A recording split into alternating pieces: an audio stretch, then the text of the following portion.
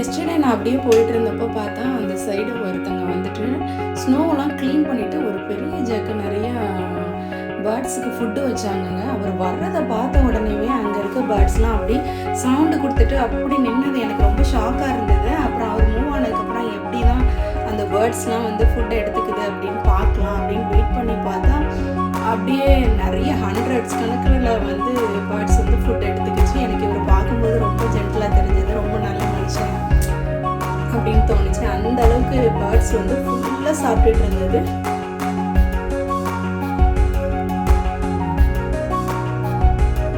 எவ்வளோ அழகாக இருக்குது பாருங்கள்.